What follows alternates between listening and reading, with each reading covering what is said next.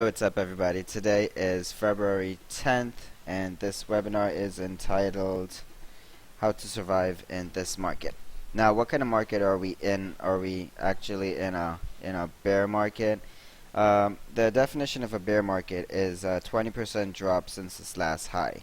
So, I think the Nasdaq was actually put on a bear market alert watch a day ago, 2 days ago, because it's actually at like 17.9% down since July 20th, and so it's been nearing the fact that it could be in a bear market. So are we in a bear market? Not really a bear market, because obviously the market's been going up for a long while. It's more so like a let's see. It's more so like a correction at that we're in right now. So I wouldn't say it would be a bear market per se. If I can definitely get charts loaded up tonight, it would be great. Um, I wouldn't say it'd be a bear market. I would just say that it's a correction right now. Huh. Would be nice to have charts, wouldn't it? It'd be awesome to have charts. It's a great way to start this thing off. Great way to start this thing off. Okay.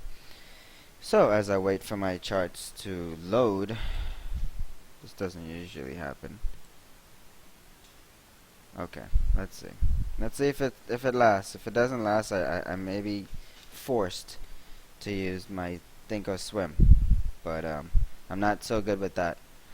So if I do have to switch over, I'll switch over real quick, and we'll be up and running again. Anyways, so how do you trade this market? Now, there's a lot of people obviously losing a lot of money in this market right now, and it's not so much day traders as it's more investors that are losing money, because obviously the investors obviously buy and hold stocks, so they're the ones that are actually losing a lot more money than day traders are. But there are a lot of day traders also that are losing money in the intraday trades, because they're buying and holding things for too long. So how should you trade some of these intraday trades? I would say, this is more. It's not really like a webinar. Is just gonna be kind of more like just talking to you about how I would trade this market and how I am trading this market, more so than actual facts about things, because this is just based on more for me, more on experience, and less on actual like written down facts that somebody have drawn up somewhere else. So this is nothing like I got from anywhere or anything. This is just from me talking to you guys based on experience, or what I've done, or how I'm approaching these trading days. So what's up, Eddie? So basically, I'm going to talk to you about how I'm trading this, right? So obviously, my strategy is the 8 and the 13 crossover. You buy, you sell. Okay, fine. But the fact that the market is being so choppy in and out, and when I say choppy, it's in a range, in a particular range, and it just keeps going in and out of that range, hitting the tops, hitting the bottoms, and not really breaking out a flag to the upside, or it's not really breaking the bear flag to the downside. But it did after. Obviously, after I was here, it just totally broke down on SPY. But in a choppy market like this, I really recommend that a lot of traders trade with smaller size, smaller than usual size, because the last thing you want to do is get wrecked in a market like this, trading huge size, and positions go against you. So I recommend that people use stops firmly. And Pablo, what's up, buddy? And so, Pablo, you could have just come to my house. You're still in New York. You could have just come to my house for this one tonight. So, I recommend that traders trade a lot smaller size. And I think that in this market, not saying that we're in a bear market or anything, but we're pretty damn close to being in an actual bear market. But I really advise traders to trade smaller sizes and to lock in profits whenever possible, because you never know when it can just turn around on you. And so so how do I Okay, let me just, you know what I can do? I can go over the trades that I did today first, and then we could talk more about that while I kind of just think about some of the other stuff. Okay, so the first one I did today was, and I like that thing on Thinkorswim where I could highlight stuff because this just gets annoying. I have to do this. Anyways, WTW is my first trade I did today. It opened, stock was gapping up, and it popped it open. It didn't pop much. It pulled back, and it came on the 13 EMA here, and I actually saw this candle breaking above this high here, and I went long at $11.15, and so I scale out some right above this peak over here. It was just for me just getting my feet wet into the trade. I didn't think it was gonna go to, $15 or anything. But I did play for a little pop, and I got the pop right at the open here. And so I scaled out here, and then I had a stop right at this level because I wanted it to not break back on this level, and actually just pulled right back and stopped me out and then just pushed back. So it was a really small little shitty trade, really. It wasn't even a lot of shares. I actually only traded about 250 shares on this. If it started to move and I started to get real confirmation of an actual move, I would have obviously added. But it literally was a really small, stupid little trade. But it was still green. So, but the point I'm trying to make is that even in a situation where my moving averages and everything are working, and the setup was working, and there was volume coming in and everything, I just didn't want to go heavy into a trade. I just didn't want to go heavy into any trade right now. And so I wanted to kind of see what the market was doing at the get-go, and it was very choppy at the get-go. I mean, obviously I have my SPY charts up all the time, and the markets were very choppy, and so I was being less inclined to go full size or bigger than usual or normal size into any trades that I was doing. I did trade UVXY right out of the gate too. I went long on this one at 48.17, not out of the gate, sorry, but on the pullback. I did 48.17 down here. I saw this Pearson candle right here, and as soon as that other candle opened above, that was my signal to get in, and I got in right here at 48.17, and I took it up for a point actually, and I cut it off after that, and I could have actually held for more, but I'm sure I would not have held through this little pullback here, which was almost like a whole point pullback, so I wouldn't have held through that anyways. So I did sell for a point. It was more on a scalp mode type deal because I'm really not trying to hold positions too long, like all day. Maybe if it's a fader, maybe if it's on a short side, but on the long side, I'm being a lot more cautious with how I trade on the long side because I don't want to be caught into something that just like dumps on me or something. So, how do you protect your capital in a market like this? Obviously, you trade smaller size. If you can survive in a market that's choppy, that's choppy or possible bear market or whatever have you, or correction, whatever. If you can survive in this, then you will have enough. You'll still have your capital enough to stay in the game when the market does turn around, and turn around it will, once it finds a bottom, and you want to be able to still be in the game long enough to witness the rally after all of this stuff happens. So you want to protect your capital. So if you don't feel like trading at all, or if you don't feel like trading your normal amount of trades, say you take like 10 trades a day, you can just take like 5 trades a day instead. Just cut it down, and that way you limit your loss. There's no need to be commission burning, back and forth on trades if it's not really giving you proper setups. And especially you have to be cautious about stocks that are governed by like SPY and stuff. So you wanna be cautious in things that you do trade.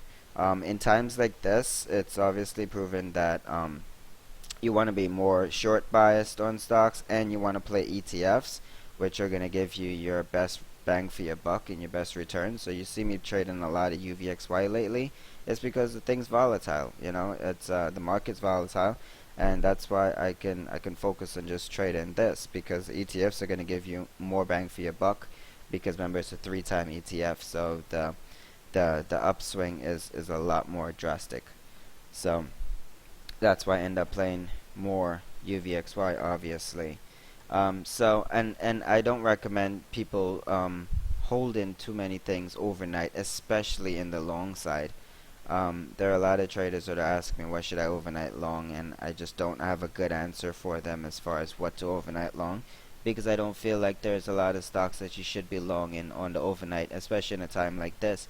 I mean, you saw how SPY ended up closing down here, so you could imagine that a lot of stocks you get up in the morning, they're going to be gapping down, especially like some of the bigger names, they're going to be gapping down. So you don't want to get caught into something like that where you have no control. A lot of traders, they even ask me, should I take something long here for a possible gap up tomorrow, and they can't trade after hours in case it goes down on them. I think that's just, you're just begging for trouble. You're begging to crash your account. So welcome. So it's just, it's not right to be overnighting too much stuff right now. And I definitely feel like if you don't use stops, if you're not accustomed using stops, you should definitely be using stops in this market, because you don't want to get caught up into any crazy thing. My thing is, where in most of my trades right now, basically cash is king at the end of the day. I'm trying to cash out all or most of my positions. Some of the stuff I am swinging, but I'm swinging them and I'm taking money as it goes up, and my stops are always coming up into the money. So on my JDST swing, I don't think it's even gonna hold up into tomorrow. So uh, obviously my stops didn't get triggered after hours because stops don't work here. So I'm just, as soon as I get up in the morning, I'm just gonna cut this thing, because it seems like gold's gonna rally.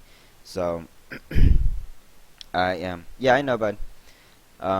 So I'm gonna be out of this JDST swing too. Daily chart was looking really nice on this, but the markets obviously have a different path that it wants to take, and so I'm gonna be out of this one.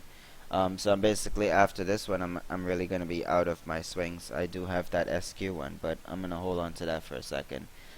So basically, the mentality of a lot of traders, and this is not your fault by any means. The mentality of a trader is long biased. Most traders are long biased because obviously stocks were bred to go up, right? When a company has an IPO, they want their prices to go up. When companies do buybacks, it's because they want their share prices to go up. So shares and stocks in general were bred to go up. So the mentality of a lot of traders are obviously bullish right off the bat. So a lot of traders actually don't even know how to short. So most new traders just know how to hit that buy button and then buy low and sell high. Obviously that's the name of the game, but in a market like this where they can't buy low and sell high, they tend to lose a lot of money, either from getting stopped out or from just letting things go too far without stops. So a lot of traders, new and experienced traders, they seem to really go red in a market like this, because because they don't know how to control their losses, and they hope for stocks to go up. Now, in a bull market or in a more bullish situation, when a stock price drops on you, it's likely that it can turn around and go up on you, which is great, right? But in a market like this, it's likely that it's actually going to break lower. So you're a trader that has something, say they bought this here on this flag breakout here. It obviously came over the top. So it produced a broken head and shoulder, so it was looking like more move to the upside here, right? So say they got in here and they didn't have stops at a respectable area, which should be about here. So say they didn't have stops and they just let this go, thinking that obviously it's gonna hook and it's gonna pull up, right? And then so they're in the trade, they're red already. They see a fake candle like this and they get very excited because hey, this is a breakout of the flag to the upside, right? So they end up adding more here to this position over here, and now they have pretty much a full size and or half size or whatever, and then this sort of stuff happens because in a market like this, things tend to break down instead of breaking up. So the hopeful attitude of hey, my stock is eventually gonna go up, it just does not work in a market like this. So you have to be thinking way, way, way out of the box when you do stuff, where you have to understand the market that you're trading in. And if you don't understand the market that you're trading in, you're gonna lose money. I mean, some people are getting wrecked. There are a lot of people that are losing a lot of money, and they just don't know how to cut the losses when they need to, and when they do cut the loss, they're scared to get back in because obviously they've lost money. So this market's actually producing a lot of things, not just bad trades, but it's actually producing a lot of fear in traders themselves. So now, with the fear in the mentality of traders, you start to see stuff like this, for example, with SPY. If you look over here on this downtrend, from that peak to that peak, I'll delete this line here. From this peak to this peak, that's a fear sell-off right there. That's fear right there. So there's no, as soon as in a market like this, as soon as it gets up to the slightest point of resistance, it gets slapped back. And that's always a very, very, very weak sign of the market. Like over here, you should have seen volume accumulating over here. Over here, you should have seen volume accumulating over here. You're not seeing any sort of thing like that. You see the difference in this volume bar over here as opposed to these volume bars over here. Now this breakout over here, this volume should have been higher just because they want to push it through. But as soon as it comes up to an area of resistance, it quickly gets rejected. It quickly gets rejected here, it quickly gets rejected there. So you'll tend to see more signals like this. You'll tend to see more inverted hammers, a lot of reversal candles, dojis, shooting stars, stuff like that up at the top of trend lines because they're quickly getting reversed. They're not being solid candles. They're not being full-bodied candles. They're going to be wick candles because that's a sign of weakness. Because as soon as it peaks, it gets pushed down. As soon as it peaks, it gets pushed down. It peaks, it gets pushed down. So it's going to be a complete sign of weakness. So you're going to see a lot of candles with tops longer wicks than on the bottom. On a bullish market, you'll see more wicks on the bottom, kind of pointing them upwards. And on a bearish trend, you'll see more wicks on the top, kind of pointing them downwards. So it's just something to look at that you may not have even thought about. But when you're looking at your candles, try to see where all the wicks are, and you'll notice how quickly they get rejected. So you don't try to be hopeful in a market like this. Don't buy something and pretend to want to hope about it going up, because in a situation where if you're usually long in a stock and it tends to curl up and turns around at the end of the day, most likely in a market like this it's going to curl down and just kind of it's going to flush on you. So you want to be careful with some of your buy-in, hope and pray type situations, because obviously you should not be trading like that anyways, but some people do, and some people have gotten accustomed to doing stuff where they come back in the afternoon and it's curled up enough where they didn't have to go through the watching their P&L go way red and then come back into the green. Because in a good bull market, I've done stuff like that where I've gone too red in a situation to cut, but I've known that the market's gonna turn up, and it did, and then you end up coming out into a green situation, right? And I've done that just plainly out of stupidity or whatever, but we've all made mistakes, and even though how much, it doesn't really matter how much you still end up making some silly mistakes sometimes.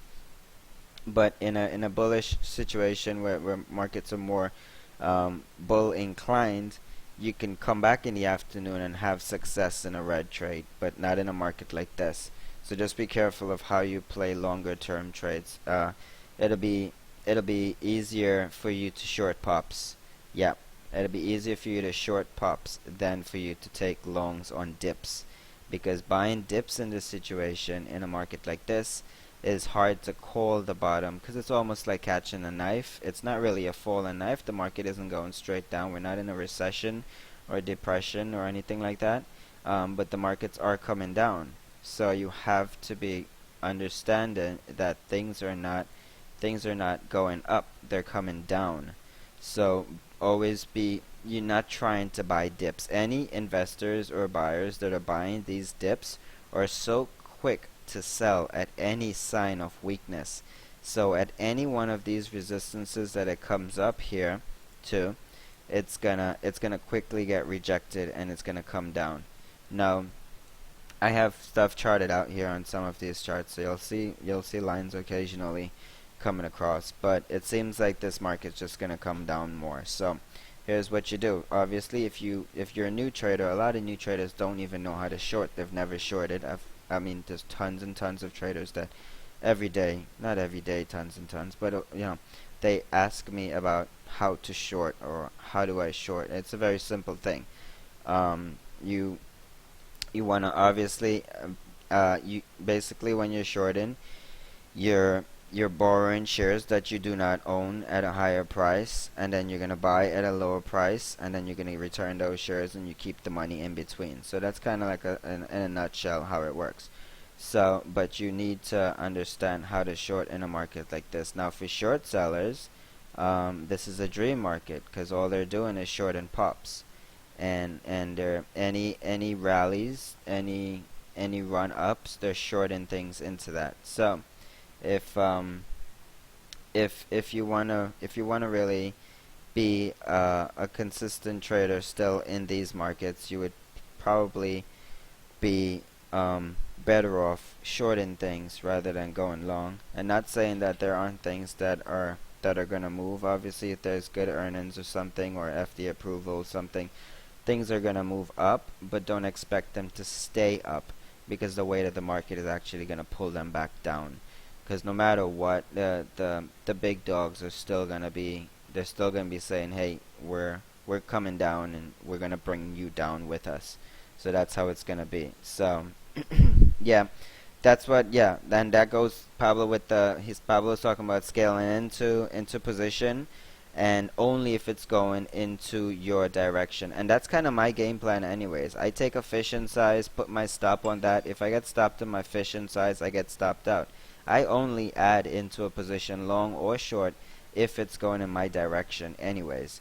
So and Pablo's a great shorter, and so he's telling you basically just to scale into your position only if the stock is going in your direction. Only if the stock is going in your direction. Don't add to a position if it's going against you. You're just kind of basically throwing your money away. So I could set up an account. You can throw your money that way if you want. But don't add to a losing position unless you have a short area where you have a range or something, or an area where you're kind of not you cannot obviously be 100% sure, but you have a really good idea of, hey, that's where it should stop. If it's like a maybe a big moving average, like a 200 or a 50 or all-time high or something like that, that's near in that area that you're at, then hey, I would say, yeah, you know what, add some or whatever. And there are instances where I do add. That's a given. Everybody adds. But you have to know what you're adding into. If you're adding into a Momo play, maybe it could be dangerous. If you're adding to something that you're seeing topping candles, that's a whole different story. If you're adding to something that's up against a moving average or all-time high or head and shoulder or something like that, then you're adding into a proper area of where you should be adding. You should not just be adding just because something's moving in increments of 25 cents or 50 cents. So you don't add into every every incremental move. So you add only if it's going in your direction, or if there's a really good reason for your ads. Because some people I even have that ask me, hey, I'm down 30 cents on this, should I just add? I'm like, what's your reason for adding? Is there any reason for adding? No, I'm just down 30 cents, so I figure I should average. No, it has to be a reason for you to be adding to any positions. So Um, in this case, anyways, so add into your short positions, and you should be much better off in this market because it seems like it's gonna go down even more. And I tend to be more cash inclined end of day. If you don't have anything at risk, you don't have anything to risk. So try to cash out most of your positions and day trade, and in and out. Take your money and get the hell out. You're not there for any awards or for any praise or anything. It's your money, it's your account, and it's your life. So when you see your green, take your green. How do I stand on short and overnight? Now that's different. Obviously it's based on if the trend is already bearish. There are reversal trends setting up. There are a lot of biotechs that are reversing up, and those are scary to be short and overnight. Um, I don't short oil overnight. Not in the situation that it's in an oversold situation. I don't want to be short oil overnight. Um, I don't really want to be short much biotechs overnight too. It would be a situation where I would be short an overnight. Right, not n- not in all the stocks that I like. I don't want to just hold stuff overnight short. It depends on the trend. If the trend's going down, yeah, just you can keep it. But if you're in a the thing popped and you just want to short it, you got to have a better reason to be short and overnight. Okay. What's up, Russ? So you always should be cautious of the general market. You should always have a little side chart up with SPY or Dow Jones or something that gives inclination of the general market direction. Because when you're trading, if say you're trading something like Netflix or something, you want to know obviously what the direction of the market is before you try to go into a position like that, because obviously you don't want to be going long into Netflix when this is happening, because obviously this is something that's going to pull down a stock like that. So if your stocks are definitely tied to S&P or to a Nasdaq or something like that, then it's going to just pull down with it. So you want to be cautious about stuff like that too. So always have a side chart up on SPY. I think if you make it really small, you can stick it up somewhere in the corner, just to have a general idea of what direction the market's going into. You don't have to watch every single tick. It's more just for a quick reference. Maybe if you just want to take a long position, that you should at least know where the market's at. If it's breaking, low of day or something, you don't really particularly want to be long in something. So just be cautious of all of that stuff as you trade. Um, and let me see. Oh, okay. So one of the things that I wanted to talk about, a lot of people are saying this is a difficult market. Is it really a difficult market, or is it just the trader individually that's making the market itself difficult? Because and what I'm trying to say is that if you know what you're doing in a market like this, if things are going down, you short it. If things are going up, you long it, obviously. But if you're trying to always fight the trend, you're going to end up in trouble. If you're constantly looking to nail the bottom, you're going to get yourself in trouble. If you're constantly looking for only reversals, you're going to miss three-quarter of the trade that was a short all the way to the downside. And the reversals in most of these situations here are going to be reversal pops on short covering and stuff, and then you can short those reversals too. So you want to try to stop fighting the trend. The general trend in this market is it's going down. So you want to stop fighting the trend and open your minds up a little bit to be understanding that we are not in a bull market by any means. So we're definitely in a correction. Market's been up for like 6 years. Obviously, there's going to be a correction. If it breaks certain areas of supports, obviously it's gonna go a lot lower than this. Not saying that it is gonna go, but it has the possibility of going a lot lower than this. So you want to get your game plan straightened out. If you're only longing, if you could only long stuff, then learn how to short, practice how to short. If you're new in trading, I would suggest that you take it easy and don't even trade as much. Don't even trade at all if you don't have to. You can paper trade a lot of stuff. You can practice and don't practice your shorting. If you wanna, practice different types of things, you can practice. Because right now is not the market to jump in and to be successful instantly. It's not a bull market where FDA approvals go up 100%, or it's not a market where a company gets news and it runs for days. It just doesn't work like that right now. Everything is being shorted into. Good news, good ERs, good everything is being shorted into. So FDA approvals are being shorted into. Earnings reports are being shorted into. Great earnings reports are being shorted into. I mean, look at Google and everything. Their earnings were good, and they popped, and they're shorting into. Everything that's meaningful is being shorted into. So you want to just be careful with your positions that you take. As far as Tesla goes, obviously earnings was good. Um, I can show you guys how I actually nailed this one at 137. It was pretty simple when I charted it. I find when I do quicker charts, when something's moving quickly, I can quickly chart something when I don't overanalyze it. When I clicked over to the daily, I saw that there was no way that there was any support anywhere near term here. So what I did was I quickly went to the monthly, because that's what I really want to see. First thing, when I looked at this whole chart, I realized obviously that this area here was support, and then I dropped a line. It was like right about, where was it? Where was it? There. There. Somewhere right around there. Because I was looking at that peak there and that one there. And then when you turn back over to the 5 minute, you'll see that that line was pretty close there. And I took it at 137 long, and I sold at 147. I sold half at 140, I think.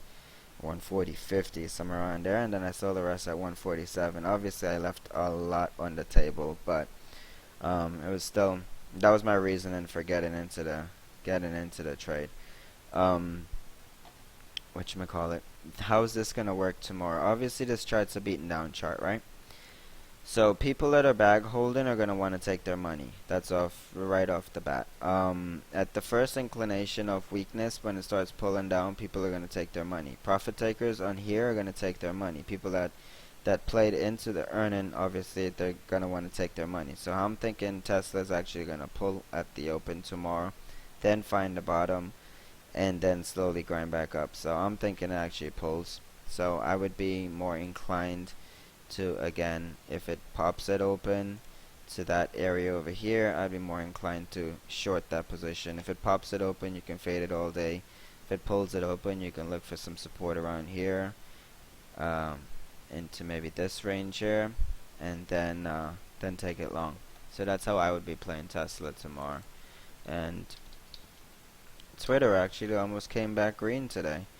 I was really surprised with this one. I picked this one up at $13 flat. I just thought that was a really good price for Twitter at $13, and I actually just picked it up at $13.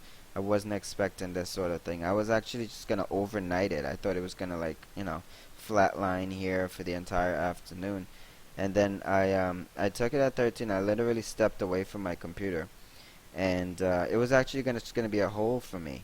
So I took it at 13, and I stepped away, and then like a couple minutes later I walked back here, and it was starting to pop, so I ended up just selling some at 13.60, and then once I saw it pop right up to 14, I sold right there. I got like 14.03 or something, so I ended up making a, a, a nice trade on this one. It ran a whole point after that, but this one completely pulled back and completely filled the entire gap already, so watch for it to fade off tomorrow.